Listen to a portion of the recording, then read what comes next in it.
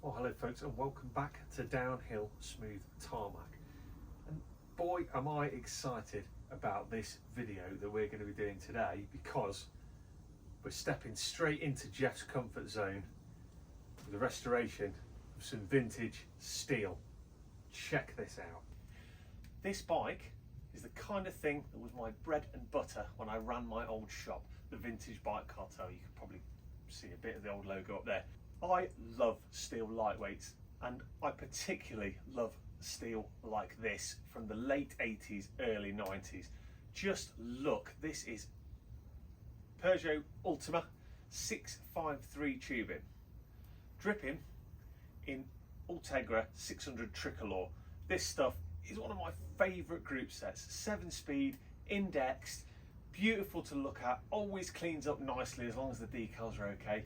And the great thing about this Peugeot is it's all pretty much here. And a quick look online and you can find out an awful lot about Reynolds 653, because it's quite unusual. It is not a straight up tube set.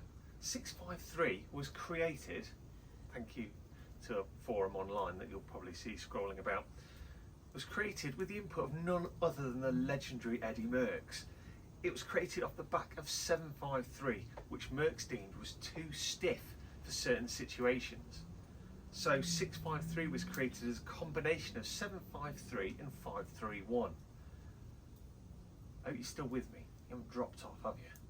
Because that's a lot of tubing geekery. But what it makes for is a superb, lightweight and compliant steel bike that in its day would not have looked like this mess that we have here today. Okay, so what is the plan for this? Well, what isn't the plan? We're going to strip it down. We're going to strip it down to its bare bones and treat it to a beautiful restoration. No new paint though. I don't want new paint. I'll say original ones, and this is perfectly savable. Got a few tricks planned. Overall, it's all here, apart from the wheel set, which we've got a random Regida at the back and the original Walber rim with the 600 hub at the front. But I've just had an idea. This bike would be perfect for those lovely wheels we built in a previous video with the Jean Robert hubs and the crow's foot lacing. More on that later. In the meantime, we're going to cut to the credits, we're going to roll them, and then we're going to have a cheeky time-lapse breakdown.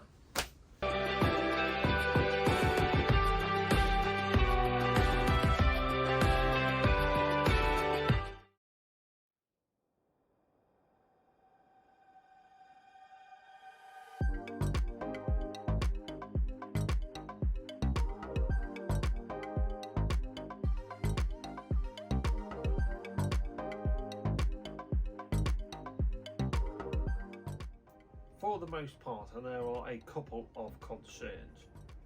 Nothing that's going to stop the renovation, but drive side cup down here, which you don't want to come out at the moment. That's not a deal breaker because I can clean it. It's not ideal, but I can work with it. We'll see. A little bit of seizure on the seat post, but apart from that, everything's come up pretty good. Next step is for a quick clean down, T-cut, and then a polish to see where we are with the frame. I'm going to cut back to our delightful time lapse for that, because nobody wants that in real time. And then we're going to move on to the fork, where we're going to try something slightly different to give that fork a little bit of pizzazz. I just said pizzazz on YouTube in 2023, you're right. Time lapse.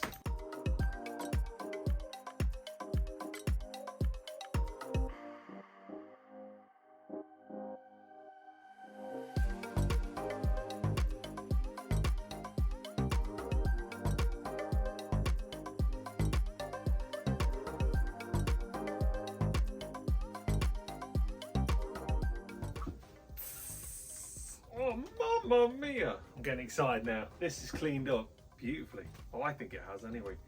It's got some battle scars here and there, but overall the T-cut has taken care of everything. The chrome is good. With these kind of frames, that's where they really come unstuck. If the chrome is poor, it really hits the look. So for me, this is where I want it. This is a survivor bike. A lot of people go for full resprays and that sort of thing. A, there's no value in that. It's going to make it just a money pit of a bike. Whereas this, again, you're not going to ride it if you have a fresh paint job. This is original. This is how it's intended to be. However, the forks are not so good. So we're going to clip to a nice close-up of them, and I'm going to show you how I plan on saving these forks. Okay, so you've probably noticed that if you compare these to the rest of the bike, they're not looking good. There's a lot of white tape around the bottom here, and the paint is really badly chipped. However, there may be something we can do here. As I start to peel this away, what I'm looking for is condition of what's under the paint. And I think we've got a chance for something really good here. And that is that I think these forks under the paint are chromed. Now, this tape has to come off regardless, so I could end up doing a white respray on these forks anyway. If you look how the paint's coming off with this tape, you can see it's flaking off to reveal what I believe to be chrome. Now, I have done this a lot. Not this particular thing, but vintage bikes, like I say, was my bread and butter, so I am a little braver with this than some people might be. But you still must approach with caution. If you think it might be bare steel, stop. But I think what we're dealing with is chrome, and I'll tell you the little markers is that the paint is off here and here, and I can see shiny metal, even though that's been exposed to the elements for many, many years. That would be rusty by now, as is the tiny amount of rust chips that you can see on the rest of the fork. So, what's the next step, you might ask? Well, the next step is to go grab a drill with a brass brush. Brass brush, very important. I'm going to gently clean up the dropouts, which already have no paint on. And what I'm looking for is to see whether they're chrome or steel. Very gently, just going to clean the brass. The brass won't go through chrome if you're gentle, but it will go through paint. And I think I'm right. This is chromed. I'm going to have a little go at the paint here. And that paint's going to come off and leave me, as suspected, with chrome. Excellent. We know we've got chrome now. So, what I'm going to do, I'm going to decide where I'm going to go to get rid of as much of the chip paint as possible. Probably going to be about here. And what's nice is when we're finished, this is going to match. So, what we're going to do, we're going to mark them up nice and even before we do anything though. And we're going to use insulation tape, not masking tape. If you use masking tape, you're going to go through it and you won't get a nice line. Good thick line of insulation tape to give us what we need.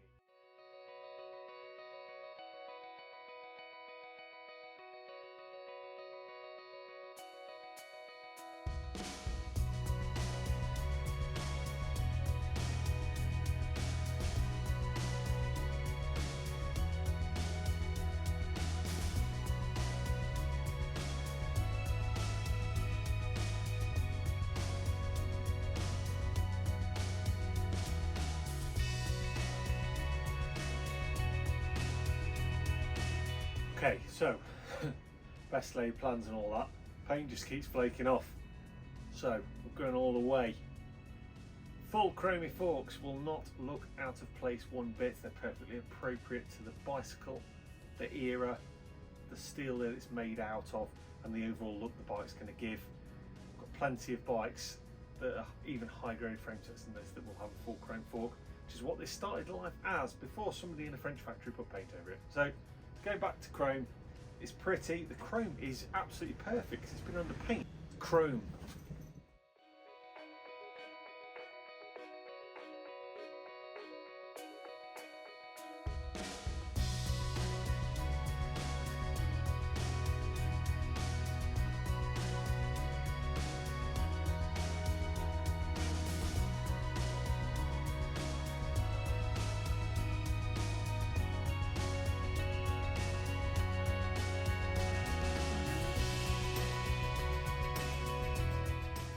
I don't know if you can even tell in the time lapse, but that was hard work. But don't these forks look absolutely amazing. Just look at them there.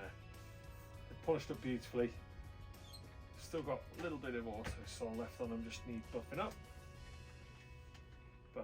yeah, I think full chrome it's worked out just fine. We have lost the 653 decals, which is a bit of a shame, but I'm not going to lose any sleep on it. I'm going to crack on now. I'm going to get the bottom bracket and the headset back in so that we can actually get an idea of what this thing's going to look like. But yeah, we've got rid of the biggest paint problem without refinishing, which I think is always a win with these bikes when you want to keep the originality.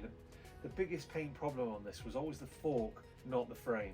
And now we've got a full chrome matching 653 fork with that polished up frame itself. Oh yes, God, I just got to get the headset. Before we do that, let's tidy up in here. Before we do that, better clean some parts because they're all down here in the degreaser. So let's cut to cleaning some bits and bobs up before we get to rebuilding, because otherwise I've got no bearings to put into the, you know, I scripted this. I actually scripted this video. It's on a script over there. I've still got it wrong. Let's clean some stuff.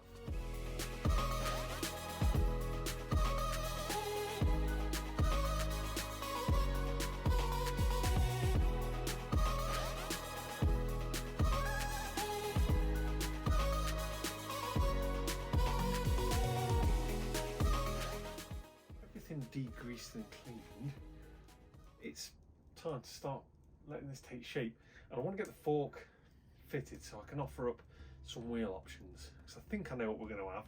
This is the original Shimano 600 Ultegra headset. All the bearings are still perfectly usable, so we're going to go ahead and grease up for them. Take the cap off, you prong.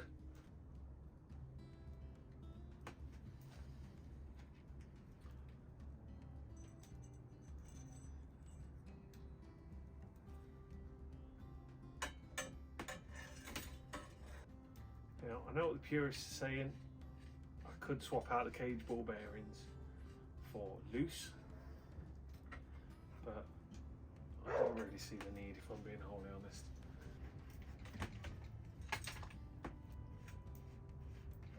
Oh, lovely. Now we get the first look of how this is going to go with those chrome forks.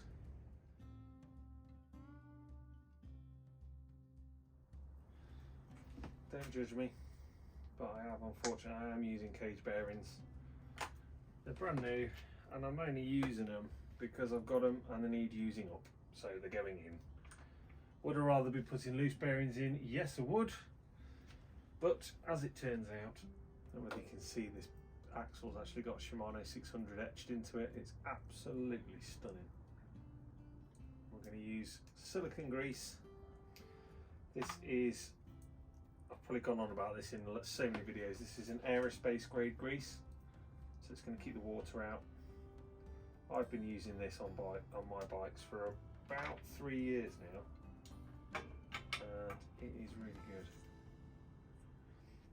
There was a cup thing. I don't know whether these are still a good idea or not, but it came out, so it's going back in.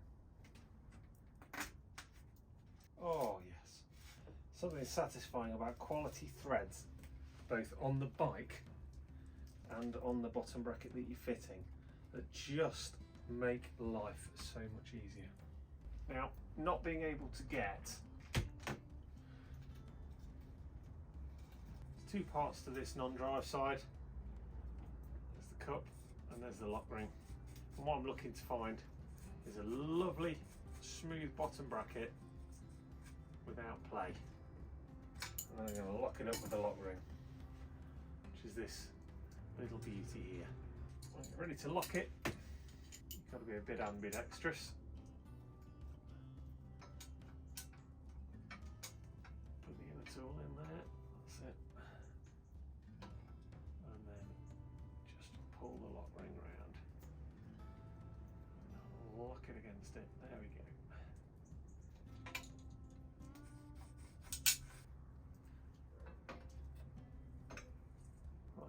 As you can see, I've replaced the old bolt type crank bolts with these Allen type, because, as happens quite often with this Shimano this era, the plastic cap that covers the nut, the chrome cap, it just gets stuck and you damage it taking it out and it no longer looks clean. So I'm going to use these instead. I personally prefer the look of these anyway. I think they look a little bit nicer. one on each side, and then we're going to torque them up.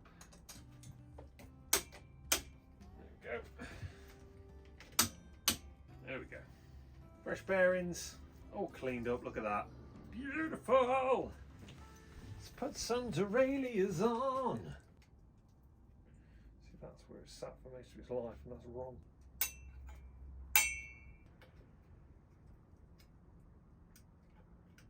Oh, beautiful. And particularly with this 600, I love these derailleurs. They've got this beautiful, beautiful sealed up pot here for aero gains and various other stuff. Rebuilt it, rebuilt the jockey wheels, put some new grease in some of the threads, and pop this in place. This is what, to me, is why I love tricolour. 600 tricolour, it just looks so cool. I even prefer it to the Duras from the same era. I just think it's got a certain look about it. And my God, does it last? This bike's clearly been ridden hard, but all of these parts are still good. Right. I suppose we better come clean about the brakes next. Right, so with that drivetrain back in place, it's time to put some brakes back on. I've got to come clean. I've been on eBay. The brakes that I took off, there's a lot of corrosion around them. It's kind of part of the course with 600 brakes for some reason. The grey comes off and the bolts go rusty. So these popped up for 20 quid from somebody called Mr. DeVille. DeVille? Oh, that sounds racy. 20 quid with brand new blocks in. Why not? I think these are marginally better. They got some shiny left on them. And they included the original pads, which is kind of cool as well. We'll see what they're like. So let's get these put on, starting with the front. And once again, the all important tricolour logos are in pretty good order on these. And the springs are good. There we go. Don't judge me for doing it this way. I'm getting a little bit tired.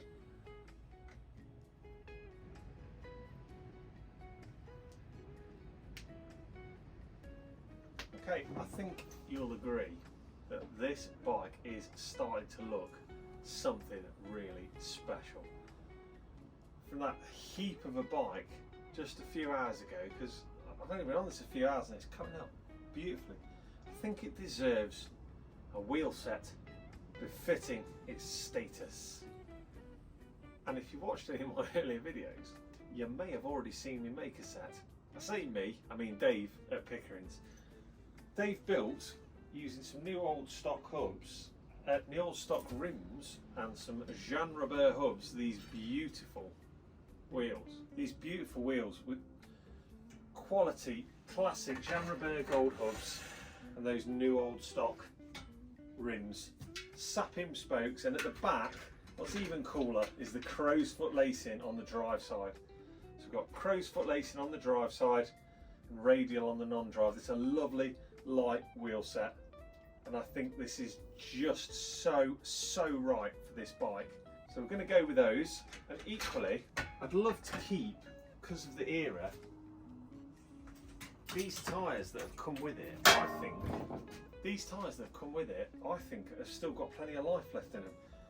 So the old school Continental Dura skins, they are, I reckon they're 23s.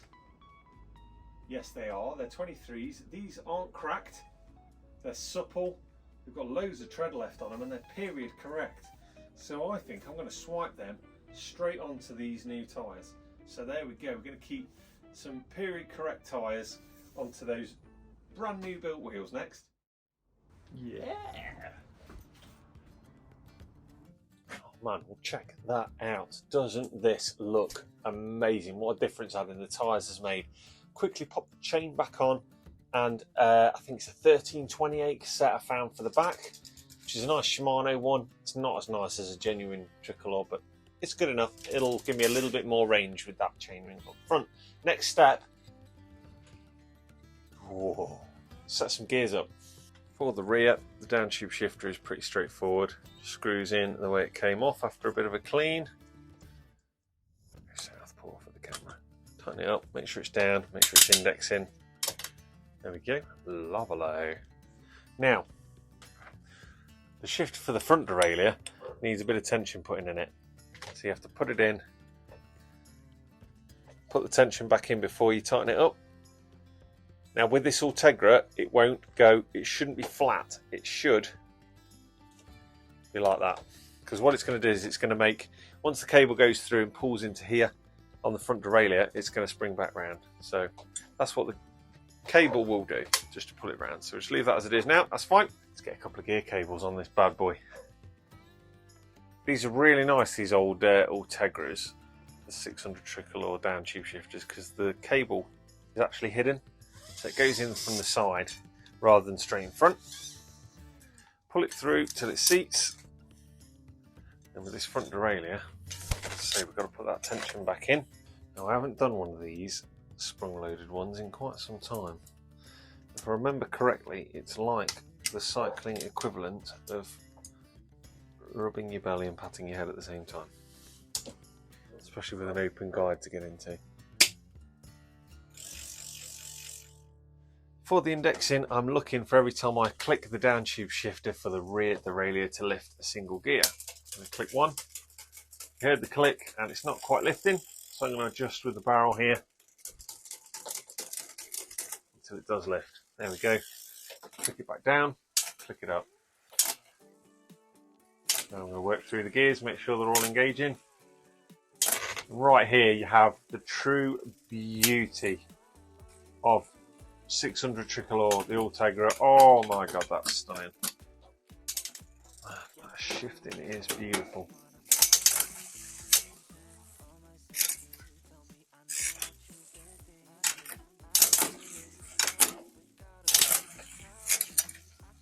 Lovely. Wow. Yeah. Now we can talk about the bars. Okay, so the next job in the build is going to be sorting out this cockpit mess. Brake levers are a little scuffed. The bar tape is truly and utterly knackered, as is the outers. Purists would stay with white. Being a bike mad, bike tech and rider, I don't believe that white is a good idea for me. It never has been. I don't think it ever will be. So we're going to go black. Decided for this that we're going to go with black perforated Velitex bar tape and a Rolls saddle, I think, because I've got one somewhere. I think a Rolls would be appropriate. It would look right with the dark wheels as well, and it means that it can be ridden. Problem with white bar tape, it looks great if you're going to hang it on the wall. As we all know, look at the state of this. It doesn't last long otherwise. So we're going to take all this off, we're going to clean the bars up, put some bar tape on. This isn't fantasy, right. Skip the chit chat, cause that shit cheap. Doesn't matter either way, cause I can hear a thing. Wanna get some air to breathe, cause I can see you falling asleep. Your friends are drunk, and the DJ keeps playing the same songs.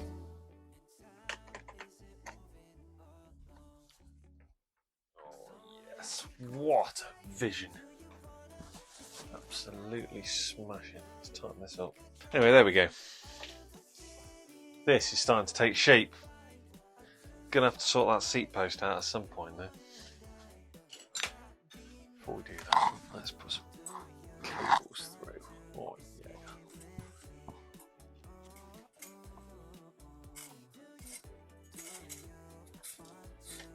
Perfect.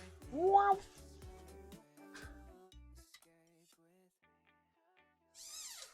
Oh, it's an integral situation. Let's put the front one in as well.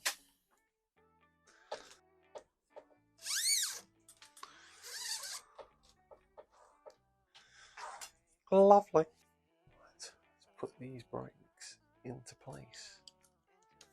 Just going to adjust the pad on that one a little bit there. Not where she needs to be. There she is. Whoosh, mama.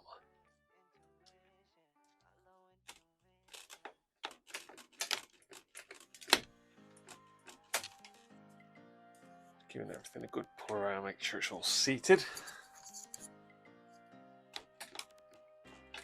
Oh, that's still pulling right through that one. And now.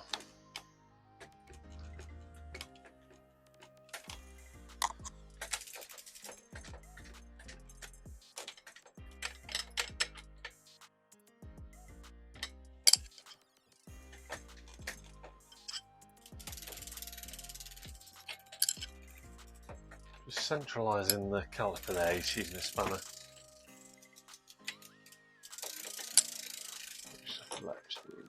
little squeeze, make sure everything's seated the way it should be. We should have a brake there. There we go. Okay, so front time. Let's see what we can do. There we go. There we are. Tight, man. Tight like a tiger. It's nice and centralised, just need to make it a little bit tighter. All that happens is when you do this, if you haven't done this before, is the outer just seats. It's not the cable stretching. A lot of people believe it's cables stretching. It's not. It's all the outer seating in to the things that they're being pulled against. There we go. Don't forget to adjust your barrel here. Give yourself some adjustment either way. Okay, I think that looks better actually. Smashing. Oh my god, I totally forgot to film the ordeal that was the seat post for this bike. This had a Simplex 26.4mm seat post in it that the seat was fused to. The bolt was knackered. Tried drilling, tried tapping. Eventually the post just looked knackered. Been out into the storage in the dark and I have found this Calloy number. Weirdly says 26.6mm, but fits like an absolute dream. So somebody's wrong on the marking somewhere, but all I know is that has saved the day because now it's complete. Which must mean only one thing, and that is we need to show it off.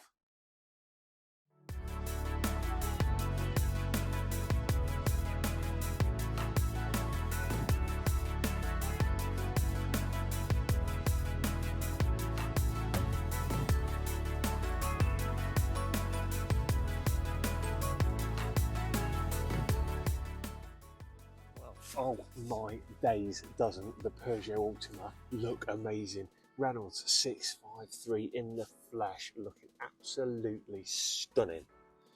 Everything I forgot to do, got some new old stock 653 decals for the forks, so they're going to have to go on before the test ride. Don't worry.